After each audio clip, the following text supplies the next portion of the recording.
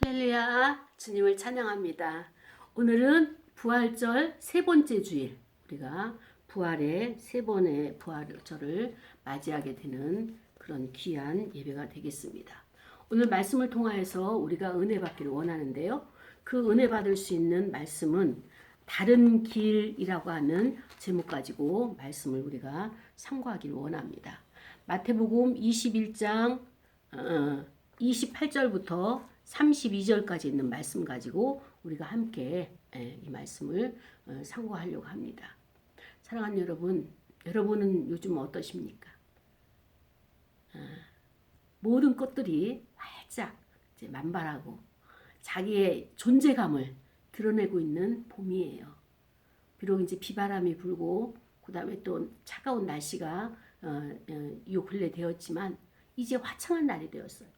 지금도 예배드리고 있는 이 시점에서도 저 밖은 아주 화창한 햇빛이 비추고 진달래꽃, 철쭉꽃, 개나리 뭐 이런 꽃들이 곳곳에서 자기의 그 모든 존재감을 드러내면서 하나님을 찬양하고 있죠. 그래서 우리는 어떻게 하나님 앞에 영광을 돌리나요?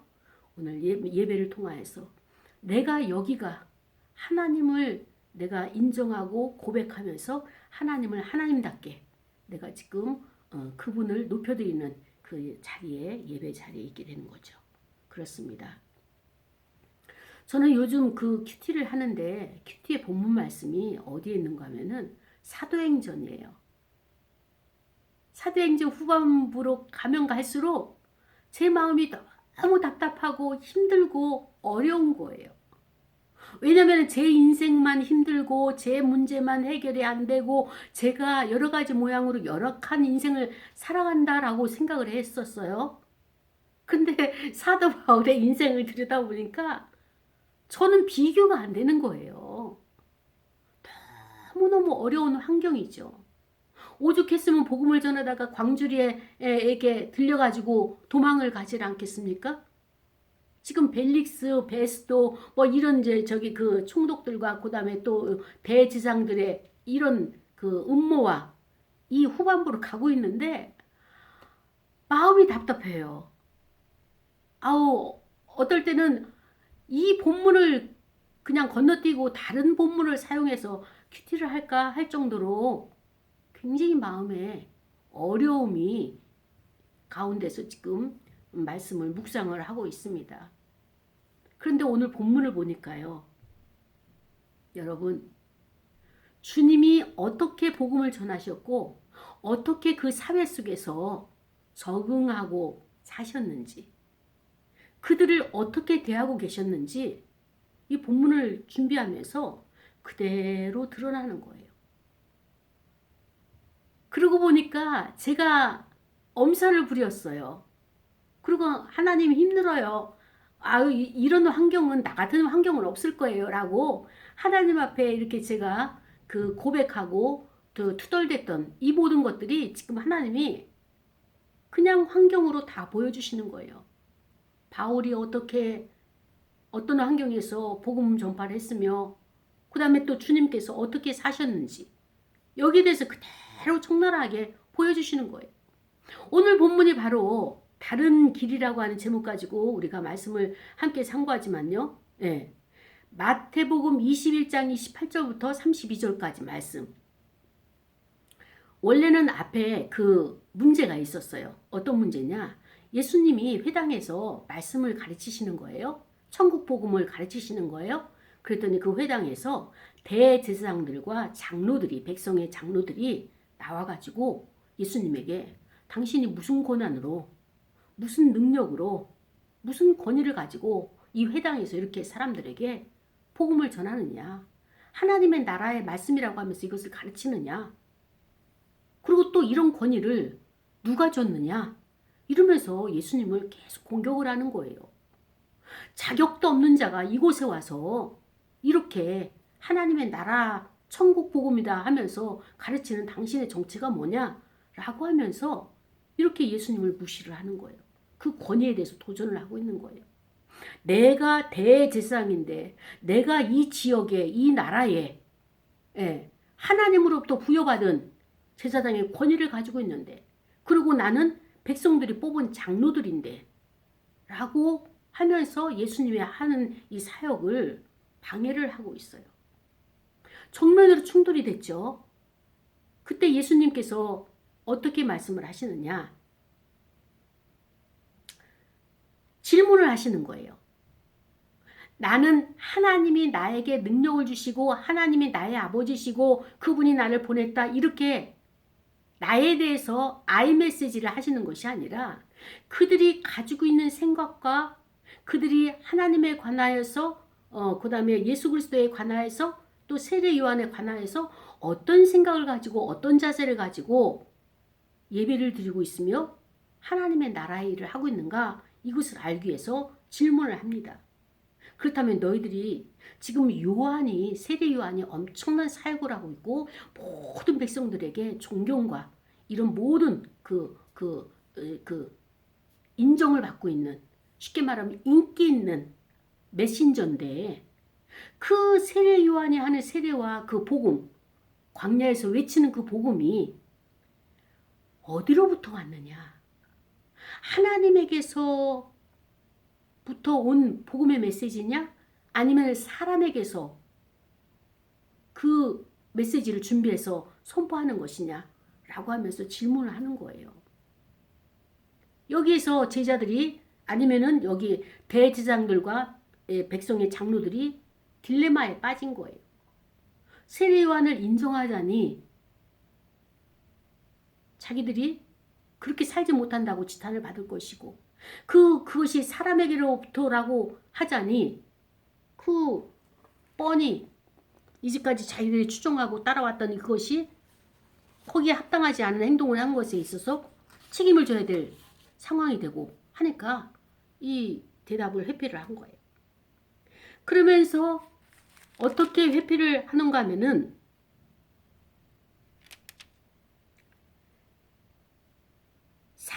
모든 사람이 요한을 선지자로 여기니 백성이 무섭다 하여서 요한의 세례가 어디로부터 왔느냐? 하늘로부터 왔느냐? 사람부터 왔느냐? 이렇게 질문을 하니까 하늘로부터라 하면은 어찌하여서 그를 믿지 아니하느냐 할 것이고, 사람으로부터라 하면은 모든 사람이 요한을 선지자로 여기니까 백성들의 눈이 무서워서 그것을 대답을 못하는 거예요. 그러니까는 이 바리새인들이 이렇게 회피를 한 거예요. 우리가 알지 못하노라. 참 절묘하게 예수님의 질문을 피해가죠. 그랬더니 이들이 처음에 회당에서 어떤 권위를 가지고 누가 이런 권위를 줘서 가르치느냐 했을 때 예수님도 나도 너희들에게 여기에 대해서 어디로부터 이 능력이 와서 내가 이 일을 하고 있는지, 무슨 권위로 이런 일을 하는지 너희에게 말하지 않을 것이다. 이렇게 답변을 하셨어요. 그리고 오늘 본문이 나오는 예를 들은 거예요. 사례를 들어가지고 지금 표현을 하고 있습니다. 예수님이 또다시 질문을 하시는 거예요. 28절이에요. 너희 생각은 어떠하냐? 어떤 사람에게 두 아들이 있었다. 큰아들, 맏아들하고 둘째 아들이 있는데, 이 아버지가 이 두 아들에게, 얘들아, 나의 포도원에서 지금 일을 해야 되는데 오늘은 너희가 가서 포도원에서 일 좀 하거라 라고 이렇게 아버지가 명령을 한 거예요. 그랬더니 큰아들이 예, 오늘 포도원에 가서 일을 하겠습니다 라고 예스 했어요. 그리고 똑같이 아버지는 둘째 아들을 찾아갔어요. 그래서 또 아들아, 내가 너희에게 이게 그 포도원을 있는데 이것이 여기에서 일을 해야 되는데 일손이 필요한데 너가 가서 일을 해주기를 원한다 말씀을 하셨어요. 그랬더니 둘째 아들은 싫습니다. 처음부터 거절한 거예요. 그러고 나서 아버지 앞에서는 싫다고 하고 돌아서서 생각을 해보니까 마음이 무거운 거예요. 그래서 그 후에 이 둘째 아들은 돌이켜서 포도원에 가서 열심히 일을 했습니다. 그리고 맏아들은 처음에는 예, 가겠습니다, 일하겠습니다 하고 나서 그 이후에 일하지 아니하고 그대로 쭉 그냥 간 거예요. 이 사실을 예수님이 비유로 들으면서 첫째 아들은 간다고 하면서 안 갔고 둘째 아들은 안 간다고 하면서 가서 일을 했으니까 바로 너희들도 이와 같다. 세리들과 창녀들이 나에게 질문한 너희들보다 대제사장들과 장로들보다도 먼저 하나님 나라에 들어갈 것이다 라고 이렇게 말씀을 하십니다. 그러면서 세례 요한이 이 땅에 왔을 때 어떻게 왔느냐, 의의 도를 가지고 너에게 왔지 않느냐. 근데 너희들이 이것을 받아들이지 않았다, 믿지 않았다. 그러나 오히려 세리와 창녀들이 그 세례 요한의 천국 복음을 받아들이고 그들이 회개하고 세례를 받고 하나님 나라에 속하는 권속이 되었는데 너희들은 그것을 보고도 믿지 아니하였다 라고 하면서 예수님께서 뉘우치지 않는 그들을 보면서 이렇게 너희들은 그들보다도 더 뒤에 하나님 나라가 오게 될 것이다. 마음의 천국, 마음의 기쁨, 이 모든 것이 평안이 그들보다 늦게 될 것이다 라고 하는 이 말씀의 취지의 말씀을 하게 되는 것입니다. 사랑하는 여러분, 저는 이 말씀 속에서 주님께서 우리를 어떻게 보고 계시는지, 우리의 생활 가운데서 낱낱이 하나하나 이것을 주님이 계수하고 계신다라고 하는 이런 엄중한 그 부담감을 갖게 되었습니다. 이 복음을 전하는 예수 그리스도, 하나님 나라의 비밀을 가지고 이 땅에 하나님의 백성을 찾기 위해서 확장하기 위해서 오신 그 예수 그리스도는 가는 곳곳마다 방해 세력들이 같은 유대인이고 같은 하나님을 섬기면서 하나님의 뜻을 받들어서 그 일에 종사하는 종교 행위를 하고 있는 그들조차도 예수님의 복음의 사역에 있어서는 반대를 일삼고 있는 것을 보게 되죠. 사회 전반적으로 이 복음을 무시당하거나 제재를 받거나 아니면은 복음 전파를 하지 못하도록 법으로, 규칙으로, 권력으로 이것을 방해하고 있는 이 사회죠. 어쩌면 그때의 사회나 우리의 사회나 별반 다르지 않습니다. 법적으로는 공인이 됐어도 어때요? 인정을 받고 있어도 실질적으로 사람들이 거부하기 때문에 이것을 복음을 전달되어지지가 않고 그 다음에 또 복음을 전하는 자들을 핍박하기 때문에 오히려 복음을 전파하기가 어려운 사회, 어려운 상황들, 이것이 우리가 살고 있는 이 시대도 같다고 볼 수가 있는 것입니다. 예수님이 말씀하시고자 하는 것은 이거예요. 너희들이 나에게 질문하는 것이 어떤 권위를 누가 주어서 이곳에 와서 감히 우리의 회당에서 복음을 전파하고 성경을 통독하느냐, 낭독하느냐, 이렇게 이제 대제사장들과 장로들이, 백성의 대표라고 하는 장로들이 예수님에게 추궁을 하죠. 예수님은 그들의 마음이 어떤 상태인지를 알았어요. 그래서 그들에게 이렇게 질문합니다. 세례 요한이란 자가 지금 너희들이 알고 있는 바와 같이 엄청난 무리를 이렇게 이제 숫자들을 이끌면서 천국을 소개하기 위해서 회개하라고, 세례를 받으라고 외치고 있지 않느냐. 너희들도 같이 따라다니면서 그 복음을 받아들였고 그 말씀을, 가르침을 받지 않았느냐. 그래서 이 중에는 세례를 같이 받은 자도 있지만은, 자, 그렇다면은 세례 요한이 누구에 대해서 말하느냐? 대답을 안 하는 거예요. 회피하니까 예수님께서 콕 찍어 말씀하십니다. 세례 요한은 처음부터 끝까지 나에 대해서, 그리스도에 대해서 너희에게 가르쳤다. 그렇다면 그는 하나님께로부터 온 자냐, 아니면 사람에 의해서 말씀을 전하는 자냐? 너희들이 거기에 대해서 대답을 안 했다. 그렇다면은 세례 요한에 대해서도 너희들이 받아들이기가 어렵고 그를 파악하지 못하고 인정하지 못한다면 어떻게 너희 질문이 나에 대해서, 그리스도인 나, 하나님께서 보내신 자 나, 나에 대해서 질문을 하면서 나에 대해서 너희들이 평가하려고 또 너희들이 나에 대해서 나를 정조준할 수 있느냐? 먼저 세례 요한에 대해서 너희의 생각을 정리하고 너희들의 태도를 결정하고 그리고 나에게 오기를 원한다라고 하는 이 메시지를 그 당시의 바리새인들, 쉽게 말하면은 대제사장이요 장로들에게 이렇게 예수님께서 질문을 하셨습니다. 권위자들에게, 시대의 기득권자들에게, 또 그 시대에 권세를 가진 자들에게 이런 질문을 하셨어요. 그리고 예수님이 비유를 통해 가지고 큰아들, 맏아들과 둘째 아들의 비유를 또 말씀을 하십니다. 여기에서 주시는 말씀이 무엇인가 하면은 둘은 다른 길을 갔어요. 다른 선택을 했어요.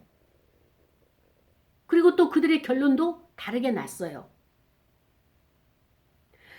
이 맏아들에게 가가지고 예수님이 그 아버지가 말씀을 하셨을 때는 해도 되고 안 해도 되고의 관계가 아니라 명령이었던 거예요. 하나님 아버지는 이 아버지로서 그 맏아들에게 나는 너의 아버지고 너는 나의 자녀고, 그러니까는 이 맏아들은 하나님께서 아들로 인정을 해 주셨습니다. 인정을 했기 때문에 종으로서 일을 하는 것이 아니라 아들로서 자격을 가지고 상속자로서 일을 하라고 이렇게 말씀을 하셨어요. 그런데 그 아들은 어때요? 내가 상속자가 되었으니 기쁘죠. 인정을 받았으니 예 가겠습니다 하고 그 마음속에서는 어떻습니까? 그것을 수행할 수 있는 능력이 없었어요. 행동으로 옮겨야 되는 그 믿음이 없었어요. 어쩌면 이 맏아들은 아버지를 처음서부터 속임수한 겁니다. 속이려고 한 거예요. 왜냐하면 나는 일할 생각이 없어. 그런데 아버지 면전에서 내가 아니요 하기가 부끄러우니까 이건 창피스럽고 아버지에게 점수를 못 따니까 나는 예 하지만 그러나 나는 포도원에 가서 일할 생각이 없었던 이런 마음의 상태를 지금 보여주고 있는 것이죠. 그렇습니다. 사람의 생각은요, 다 행동으로 나타나요. 언어로도 나타나요. 다만 아버지의 눈을 속이려고 하는 것인데 사람 앞에서 본심이 아니면서도 자기 진심이 아니면서도 할 것처럼 마음을 줄 것처럼 그 다음에 또 거기에 동조하는 것처럼 거짓으로 자기를 표현하는 가짜 자기를 나타내는 이러한 무리들이 오늘날 우리 신앙 안에서 아니면 우리 사회 가운데 너무나 많이 팽배해 있는 것이 오늘날의 현실인 것입니다. 하나님 아버지께서 아니면 이 아버지가 그 아들, 큰아들에 대해서 몰랐을까요? 아셨어요. 알았어요. 그 아버지의 마음이 어땠을까요? 이 마음 속에서는 피눈물이 나는 거예요. 또 속이는, 또 거짓이야? 좀 정직했으면 좋겠다. 왜 너는 항상 포장을 하고 안 할 것 뻔히 알면서도 못하겠습니다. 정직하게라도 표현하면 좋은데 할 것처럼 마음이 하나로 묶을 것처럼 또 협력할 것처럼 연합할 것처럼 가짜로 그렇게 표현하고 있는, 그리고 그것을 기대했다가 나중에 그 기대에 못 미치는 결과를 나타냈을 때 얼마나 이 아버지의 마음을 찢어지는 아픔으로 그 고통을 주기 위해서 일일이 아버지의 말에 아버지가 명령하는 이것조차도 너가 준행하지 않는지, 그 아버지는 이 큰아들의 맏아들에 대해서 분명히 파악하고 있었을 것입니다. 그것을 어떻게 할 수 있느냐? 둘째 아들을 통하여서 우리는 그 아들을 보게 되는 것이죠. 큰아들은 즉시 약속을 하는 자예요. 그러나 실천을 하는데 그 약함이 있는 자예요. 어쩌면 그 사람 앞에서, 아버지 앞에서 예스 네 하는 것은 장래가 충망받을 수 있는, 그렇게 인정받을 수 있어요. 어른이 말씀하시는데 예 공손하게 대답하는 이 자체가 장래가 충망받을 수 있는 그런 젊은이라고 볼 수 있는 것이죠. 그러나 어떻습니까? 지금 이 시대의 바리새인들처럼 대제사장들과 어때요? 장로 백성의 장로들이 어떻습니까? 하나님의 율법에 대해서 하나님의 제사에 관해서 성전과 회당에 관해서는 모두가 완전 100% 순종을 하려고 하고 그 말씀대로 그 법대로 따라가려고 하잖아요. 장로의 유전의 법을 만들어서 그 따라가잖아요. 예스예요. 그러나 그 중심에 진짜 하나님을 사랑하는가? 그것을 지금 예수님은 보고 계시는데 이들이 어떻습니까? 바리새인들처럼 이렇게 오만하게 자신들이 하나님을 섬길 수 있는 이 일을 수행하고 있다고 자신 있게 고백하는 그 모습이 바로 마다들의 모습이라는 것을 예수님은 지금 말씀하고 있는 것이죠. 그렇습니다. 그들은 무죄한 자들의 발에 그물을 펼치고 나서 그 그물로 인해 가지고 그의 피를 흘릴 준비를 하고 있는 그런 모습이 바로 독선적인 이 완악한 사악한 이 모습을 예수님은 이 큰아들을 통하여서 지금 표현하고 있는 거예요. 이 모습이 바로 너희들의 모습이다. 나에게 질문하고자 하는 너희들의 그 심령이 이 상태에 있다. 아주 직면을 시키는 것입니다.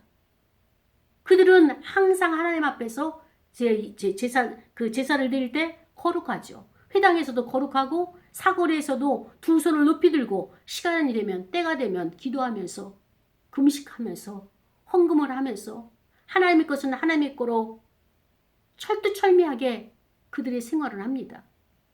그러나 고백은 아름답지만 그의 삶은 어떻습니까? 그 내면에는 자기의 유익을 위한 것이에요.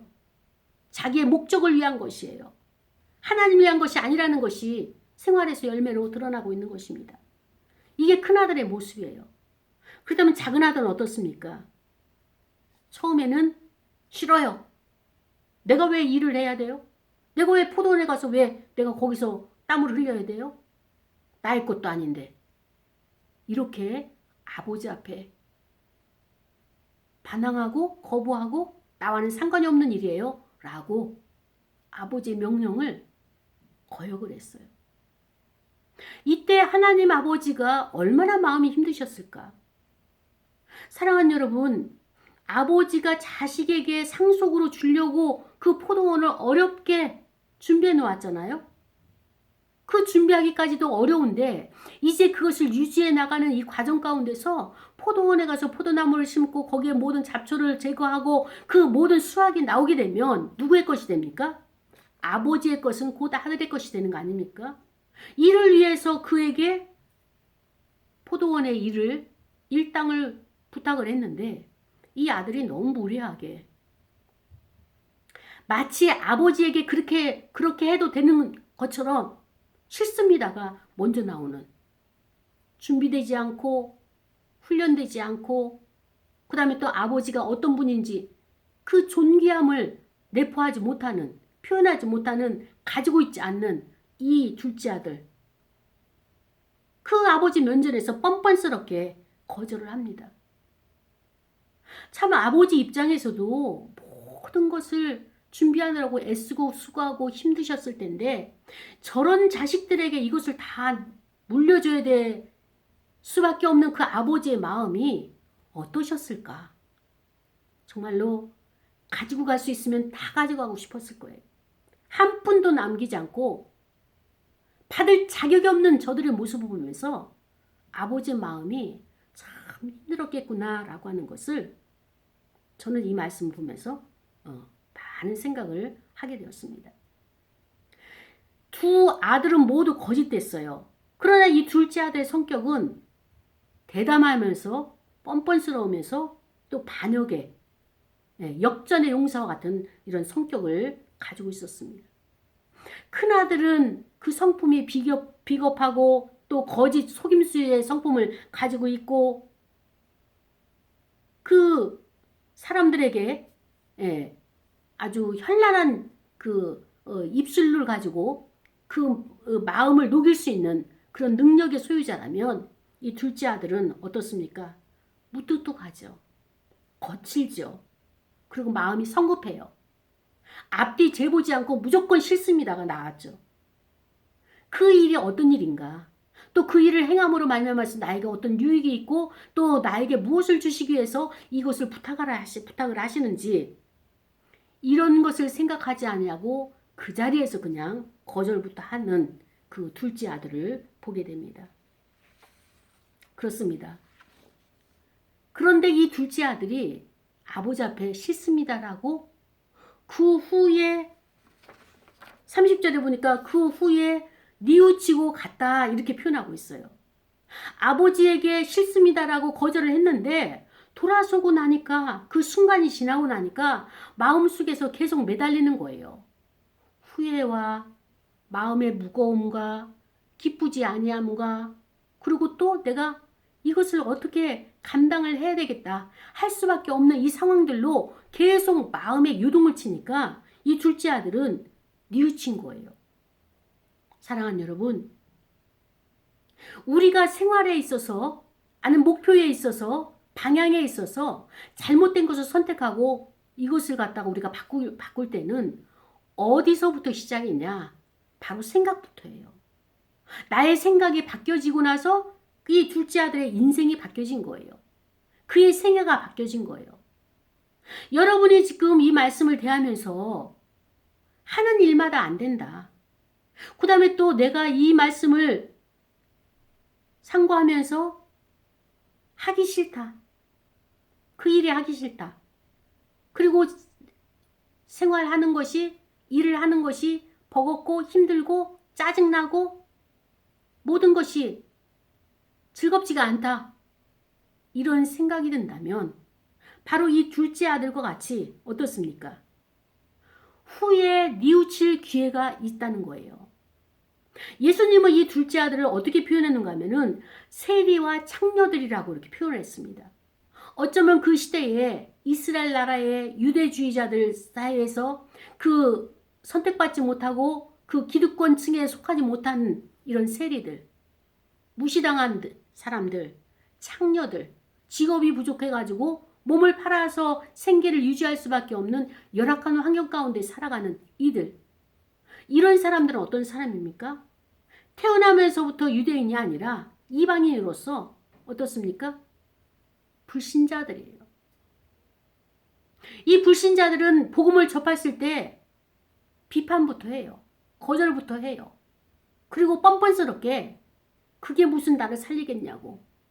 그까짓 것이 나에게 무슨 유익이 되겠냐고 이들은 밀어냅니다. 저항을 합니다.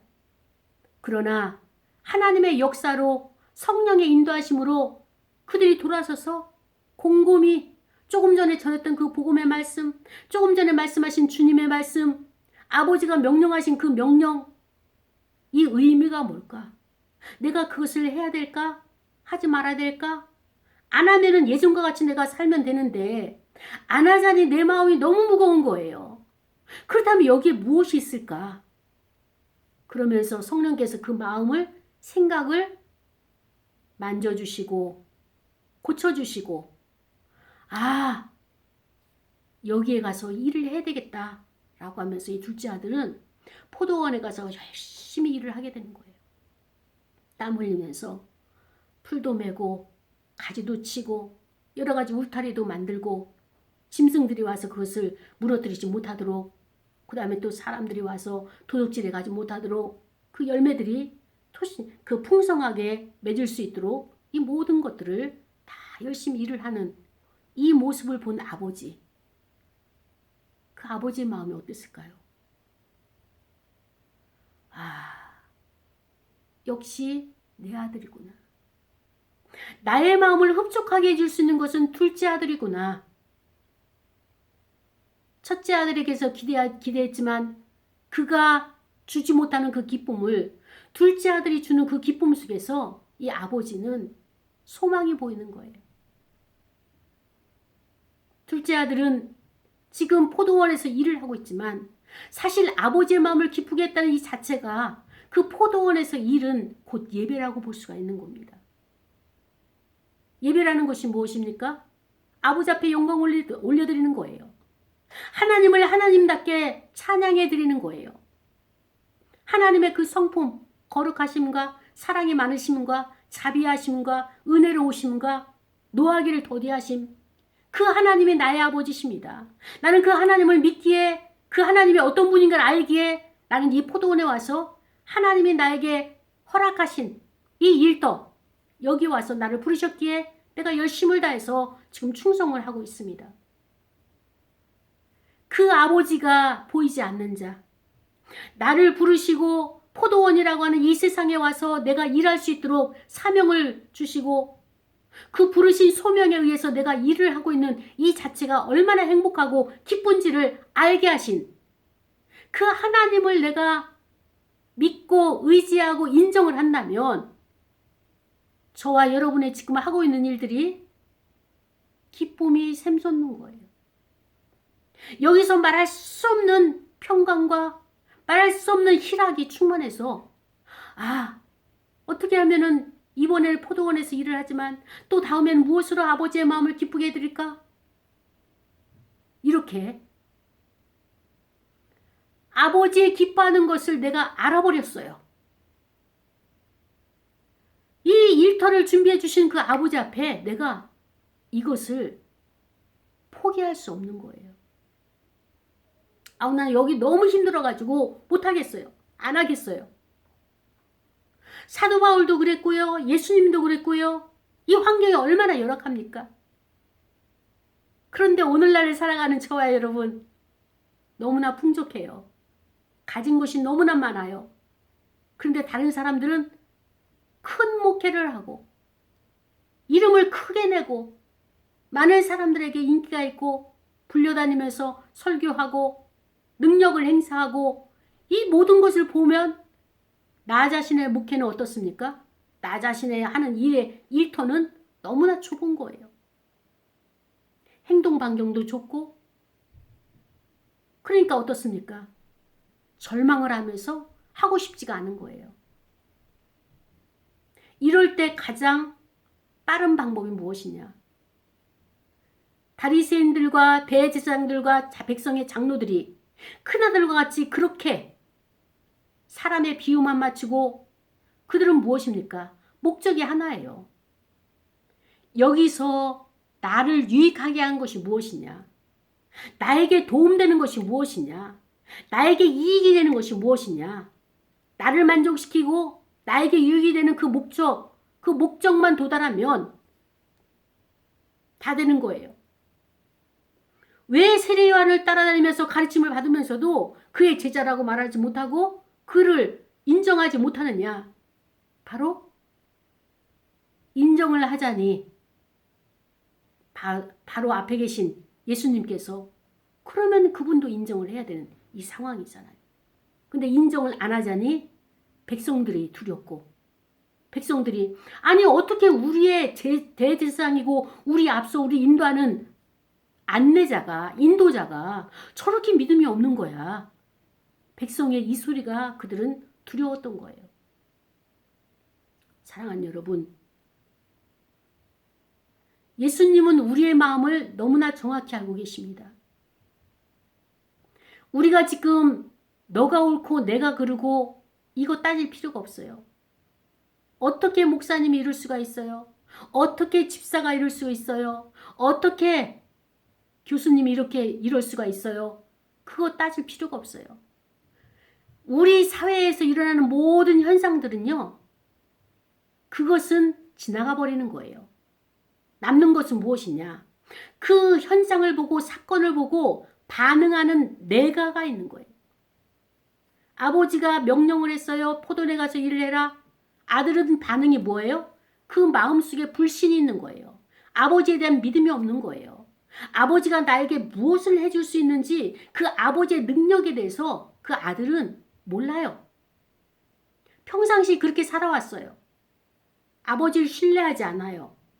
믿지 않았어요. 불신자예요. 근데 포장만 했어요. 제사장으로서, 직업인으로서, 종교인으로서 거룩하게 가운 입고 예복을 입고 예수님께서 적나라하게 그것을 딱 드러내신 것입니다. 그러나 저항하고 뻔뻔스럽고 거칠고 싫다한 그들, 처음에 복음을 전했을 때는 이게 무엇이냐? 우린 그런 거 알지도 못한다. 그리고 너나 믿어라. 당신들이나 믿으시오. 우린 사회에서 무시받고 천대받고 짓밟힘 당해서 여기서 생존을 위해서 살기 위해서 우린 몸부림칠 뿐이지 우리에게는 그 복음이라는 것이 필요 없습니다. 라고 거절했던 세리와 창녀들, 그와 같은 무리들이 복음을 접하고 진리 안에서 자유함을 누리다 보니까 목숨까지 버리는 거예요. 목숨까지 버려요. 마다들과 같은 바리새인들은 가진 것이 너무나 많아가지고 포기를 못해요. 그러니까 주님을 따를 때도 멀찌가 않지 따르는 것처럼 항상 중립을, 왼쪽도 아니요 오른쪽도 아니요 중립을 지향한다고 하는데 사실 덥든지 차든지 하라고 주님께서 말씀하신 것처럼 신앙에 있어서는 중립이 없어요. 사건을 관찰하는 데서는 중립을 가지고 리더십을 이끌지만 그러나 예수님은 어떻습니까? 그 중립의 리더십을 가진 것이 아니라 종의 리더십을 가져서 제자들의 발을 씻기시는, 하나님의 백성, 천국 백성들에게 하나님 나라에 들어온 자들의 발을 씻기시는 그런 리더십을 보여주셨지, 우리에게 여기에도 속하지 않고 저기에도 속하지 않고 그래서 기회를 봐가지고 좋은 것을 취할 수 있는 그런 기회주의자, 이런 것을 우리에게 가르쳐주지 않으셨습니다. 그렇습니다. 바리새인들과 대제사장들은요, 회피를 선택했어요. 질문하는데 자기의 본심을, 자기의 실질적인 생각을 표현하지 아니하고 회피를 하고 방어기제를 사용한 거죠. 예수님은 그 마음을 정확하게 보았습니다. 알았습니다. 그리고 예수님이 해줄 수 있는 것은 너희들의 마음의 천국을 이룬 것보다도 저 세리와 창녀들이 먼저 마음의 천국을 이루고 하나님 나라에 들어갈 것이다. 이 엄청난 이 비밀을 말씀해 주고 있는 것입니다. 사랑하는 여러분, 하나님 아버지는 오늘도 저와 여러분에게 이와 같이 포도원이라고 하는 이 세상에서 임무를 맡겨주셨어요. 목회자로서, 하나님의 성직자로서 이 일을 감당할 수 있는 자로, 아니면 일반 직장에 가서 사업가로, 또 여러 가지 모양 가르치는 교사로, 여러 가지 모양으로 일터에서 부르셨습니다. 예, 마다들처럼 일하겠습니다 라고 하면서 일하지 않고 태만하고 게으름 피우고 있는지요? 아니면은 아우 싫어요, 못하겠는데요 라고 하면서 왜 나에게 그런 질문을 하셨을까? 왜 나에게 그것을 요청하셨을까?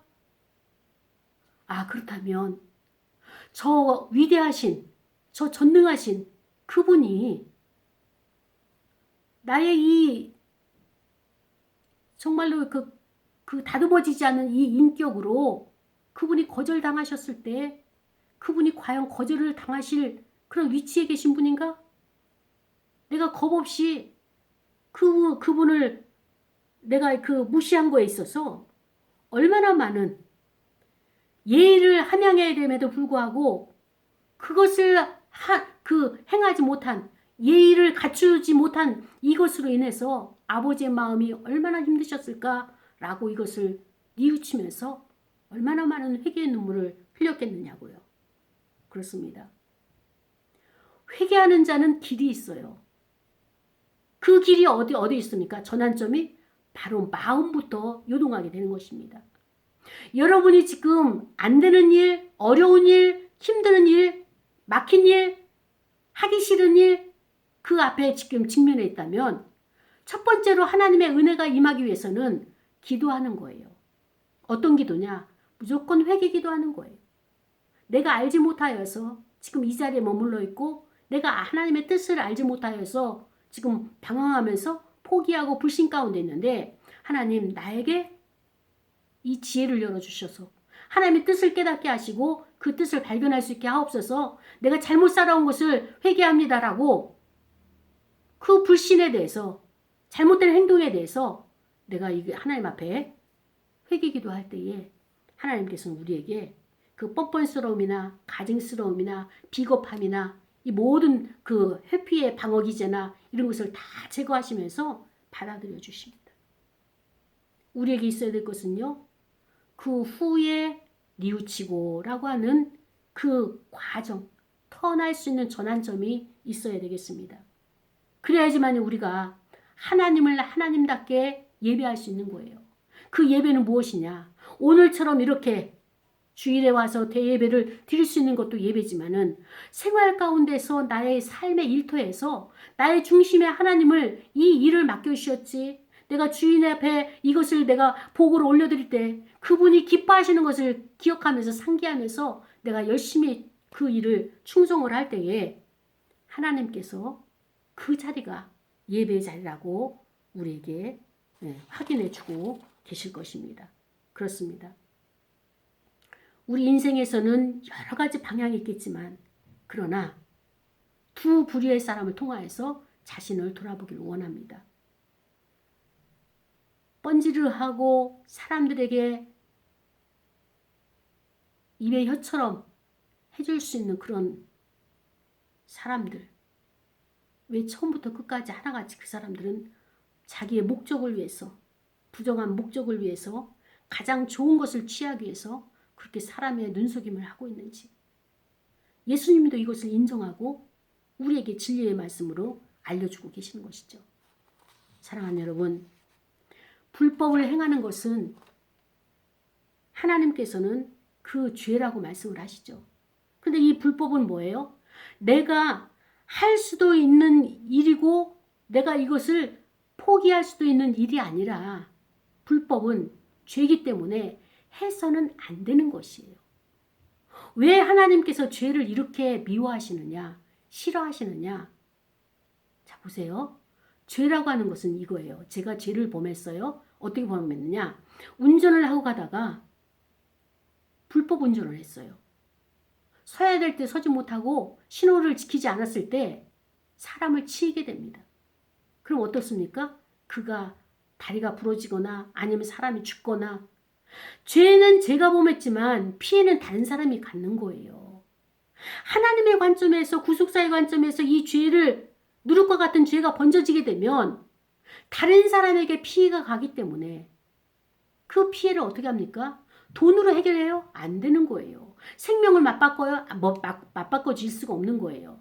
하나님이 이것을 보기 때문에 나로 인해서 타인의 그 영향을 미치는 아픔이 되기 때문에 죄를 멀리하라고 죄를 어떻게 합니까? 해서는 안 되는 일로 규정해 놓고 계신 것입니다. 사랑하는 여러분, 우리가 살아가면서 하나님 앞에 기도하죠. 그런데 하나님께서 여기 시편 40편 1절과 2절 보니까 내가 여호와를 기다렸더니 그런데 하나님께서 어떻습니까? 귀를 기울이사 나의 부르짖음을 들으셨도다. 내가 하나님 앞에 간구하고 기도했더니 하나님이 나의 기도를 들으셨어요. 그러면서 내 형편을 보니까 어떤 형편이에요? 나를 기가 막힐 웅덩이와 수렁에서 끌어올리시고 이렇게 시편 기자가 표현하고 있습니다. 그 이후에 내 발을 반석 위에 두사 내 걸음을 견고하게 하셨도다. 사랑하는 여러분, 우리의 생활이 이렇습니다. 내가 답답하고 힘든 것은 내가 깊은 수렁에 빠져 있고요. 기가 막힐 웅덩이 속에서 빠져나오지 못하는 거예요. 그 기가 막힐 웅덩이와 그 수렁이 우리 생활 가운데서 무엇입니까? 나도 모르는 사이에 주변 사람들이 나를 헐뜯고 수근수근거리고 나를 모함하는 거예요. 나를 적대하는 거예요. 나는 나도 모르는 사이에 고립이 됐어요. 왕따를 당했어요. 그리고 나는 투명인간 취급을 당하고 있는 이 현실. 나는 성실하게 살아왔는데, 나는 열심히 맡겨진 일들을 충성을 했는데 나의 주변은 이렇게 웅덩이로 가득 차고 그 웅덩이에서 내가 일어나지 못하고 수렁에서 헤매고 있는 나. 그렇습니다. 이 수렁에서 건져줄 자는 오직 그리스도, 오직 예수 그리스도 그분이십니다. 우리의 환경은 웅덩이와 같이 수렁과 같이 이렇게 열악한 환경이라 할지라도 주변의 사람들이 다 나를 무시하고 나를 떠난다 할지라도 사랑하는 여러분, 주님께서 나를 기억하시고 나에게 찾아오시면 그 문제는 해결되는 것입니다. 그러기 위해서는 어떻게 합니까? 둘째 아들처럼 우리가 전환점이 있어야 돼요. 아, 내가 무엇을 잘못했구나. 무엇을 내가 바꿔야 되겠구나라고 하는 그런 뉘우침의 시간들. 이것이 바로 저와 여러분에게 하나님께서 그리스도를 통하여서 말씀하시는 교훈이 되겠습니다. 오늘 말씀을 생각하면서 우리 기도할 거예요. 하나님, 나는 지금 생활을 하면서 다른 길을 가고 있는데 마다들처럼 다 하나님의 뜻대로 살아가는 것처럼 이렇게 생각하고 있는, 착각하고 살아가는 이런 믿음은 아닌지요. 내 안에는 둘째 아들보다도 더 뻔뻔스러움이 그 포악함들이 있을 텐데 그것을 발견할 수 있도록 도와주옵소서. 통성으로 기도하시겠습니다. 하나님 아버지 감사합니다.